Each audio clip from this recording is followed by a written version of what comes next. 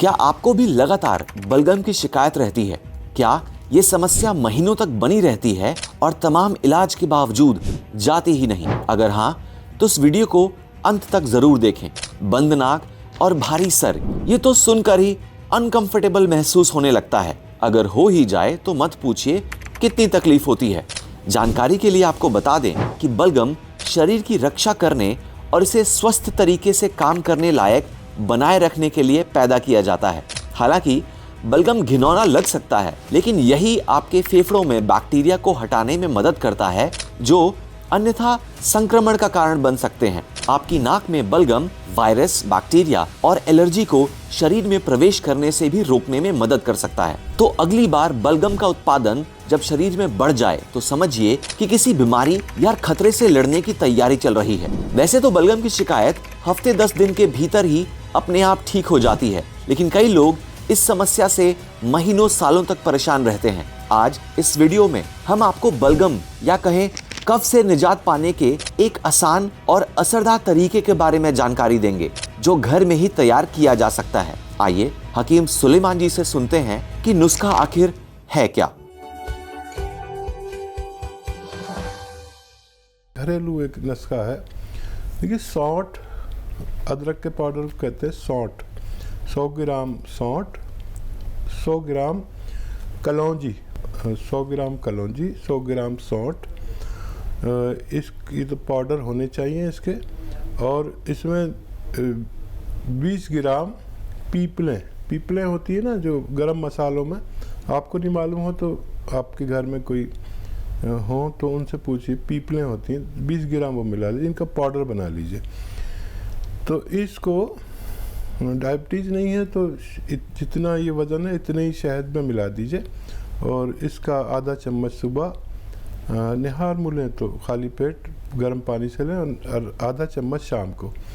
और आधा चम्मच से आपको फ़ायदा उसी दिन से होने लगेगा और ये मटेरियल जो मैंने बताया ख़त्म होते होते आप स्वस्थ हो सकते हैं। अगले कॉलर हैं MR मित्तल जी, स्वागत है आपका। सर नमस्कार जी। मित्तल साहब, आपका बहुत बहुत स्वागत। जय हिंद। सर, ऐसा है, मेरे पैरों में ना थोड़ा सुन्नापन है उंगलियों में और मेरी उम्र है 77। ठीक है सर। कोई नुस्खा लिया आपने हमारा मित्तल साहब?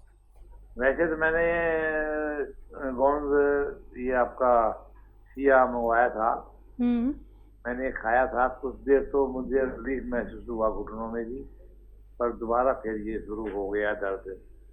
अब मैं सोच रहा हूँ दोबारा मंगवाऊँ, क्या करूँ इसको। और अभी मैंने मंगवाया था आपका ये जैतून नमक जी। ठीक है। तो मैंने इसको भी खाया था अभी तो हफ्ता 10 दिन, तो थोड़ा पेट पे आराम महसूस हुआ था। पर उसका बीपी मेरा थोड़ा, मतलब वैसे मुझे बीपी की शिकायत है, जब मेडिसिन लेता हूँ मैं, मुझे बीपी कुछ कम महसूस हुआ तो मुझे लगा शायद इससे असर पड़ा होगा, तो मैंने फिर ये भाई फिलहाल बंद कर दिया खाना ये। अब मैंने थोड़ी शुगर की शिकायत भी है मुझे, तो मैंने गोंद जामुन भी मंगवाया और 5-7 दिन वो भी खाया, पर उसके बाद भी मैंने स्टॉप कर दिया जी। अब मेन प्रॉब्लम मुझे जो है ये पैर में सुनपन जो है ना उंगलियों में, तो ठीक है, ज़्यादा है कुछ जी। और देखिए, गोंद सिया अभी और खाना होगा आपको, एक डब्बा और ले लीजिए और उसी तरह खाइए। फिर आपको वेस्टर्न टॉयलेट का इस्तेमाल करना ज़रूरी है और ये जो गोंद है ये भी आप इस्तेमाल कर सकते हैं। ये जो डायबिटीज़ है आपको, उसमें भी अच्छा काम करता है, घबराया ना करें। और बीपी को ये ठीक करता है। नमक ज़ैतून आपने छोड़ दिया, ये अगर ज़्यादा बीपी हो तो उसको नॉर्मल लाता है। इसके भी बड़े अच्छे रिजल्ट हैं, आप इन्हें भी इस्तेमाल कर सकते हैं जी। तहसीन जी लखनऊ से हमारे साथ जुड़ गई हैं, स्वागत है आपका। अस्सलाम वालेकुम मैम। वालेकुम अस्सलाम मैम, कैसी हैं? हम ठीक हैं, आप बताएं। बहुत बहुत। अस्सलाम वालेकुम हकीम साहब। वालेकुम सलाम, जीती रहिए तहसीन। आप कैसे हैं? बस सब बेहतर है माशाल्लाह। आप बताइए। आप मैम, मेरा सवाल लंबा है, जरा ध्यान से सुनिएगा और जो आपको लिखना वो लिख लीजिएगा, लंबा है थोड़ा सा, ठीक है? ठीक हो सकता है हम कुछ भूल जाए, फिर याद है तो हम बता देंगे। ठीक है मैम? ठीक है।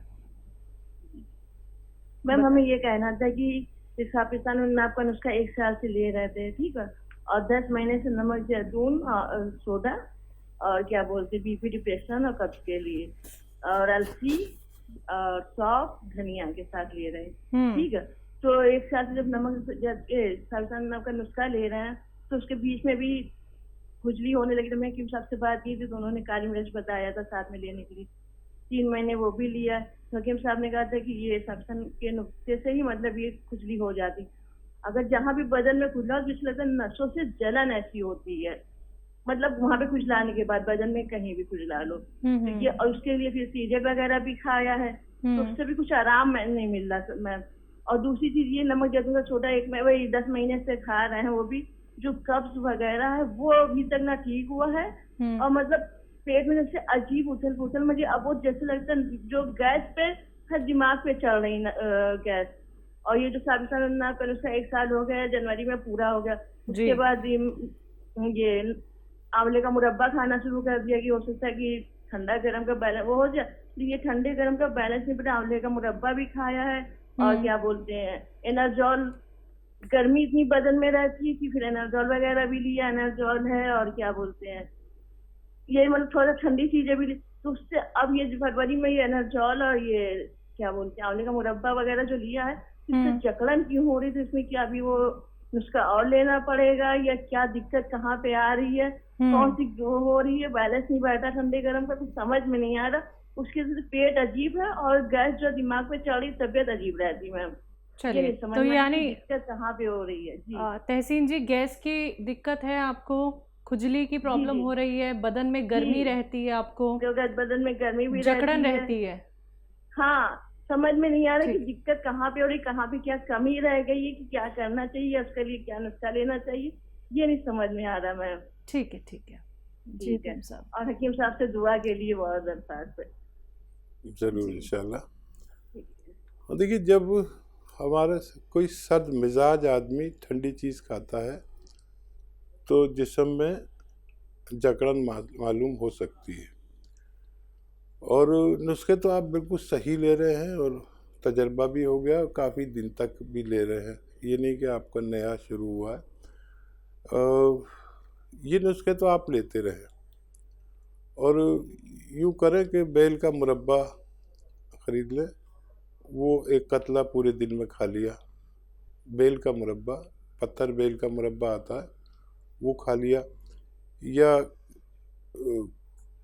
अरंडी का तेल भी रख लें कभी, और आपने 1 चम्मच अरंडी का तेल दूध में मिला के पी लिया।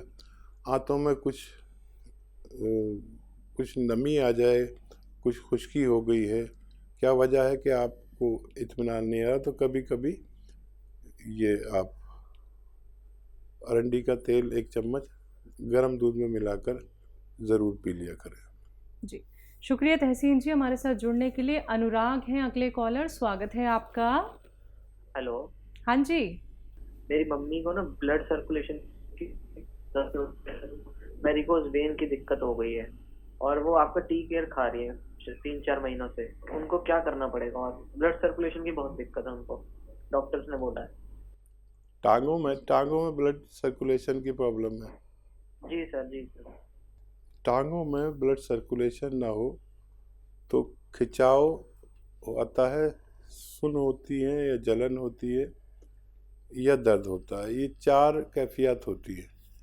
तो इसके लिए ये टी केयर खा रहे हैं और बहुत ज़्यादा फ़ायदा नहीं है। और कुछ लोगों को इसलिए भी फ़ायदा नहीं होता कि उनमें वज़न ज़्यादा होता है, तो अगर वज़न ज़्यादा है तो वज़न कम कर लें। ये टी केयर बहुत अच्छी दवा है, इससे फ़ायदा मुमकिन होता है। तो वज़न ज़्यादा है तो वज़न अगर कम होगा तो और ज़्यादा तेज़ी से फ़ायदा करती है। और